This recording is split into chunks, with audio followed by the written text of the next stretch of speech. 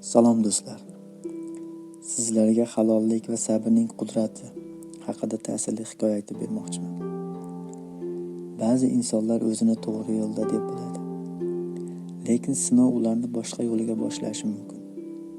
Diqqat bilan tinglang. Bu hikoya qalbingizni uyg'otadi. Bir shahar bo'lgan ekan.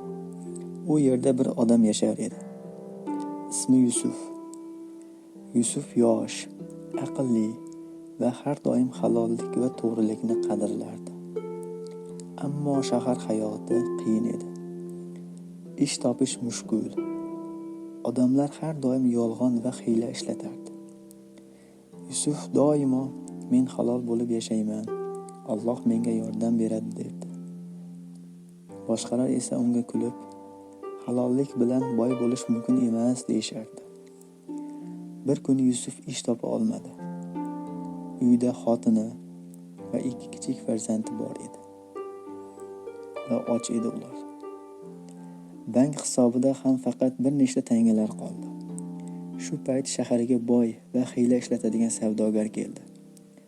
U Yusufga dedi: "Sen shu matoni sotib pulingni 2 baravar qilishing mumkin, lekin biroz yolg'on so'zlarni aytishing kerak." Yusuf ichida ikkilanardi. Agar yolg'on aytsam farzandlarim och qolmaydi. Lekin halol bo'lsam hammasi yo'qoladi. Ochlik ham ketadi, dedi o'zi bilan. U so'zladi: "Men faqat to'g'risini aytaman. Alloh ko'rib turibdi." Savdogar boshini qotirdi, ajablandi. "Sen chin halolmisan?" dedi. Yusuf bosh irg'adi. Boy savdogar kuldi va dedi: "Men seni sinash uchun keldim. Mana, bu do'kon va mol-mulk endi seniki." Yusuf hayratda qoldi. U tushundi. Halollik, sabr va to'g'ri yo'l eng katta barakani keltiradi.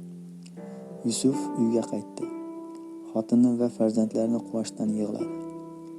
Har kuni Allohga shukr aytardi. Donishmandlar aytganidek, halollik, sabr va to'g'ri yo'l eng katta boylik. Alloh ko'rmoqda va yordam beradi.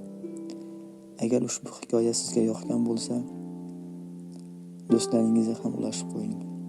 Obuna bo'ling.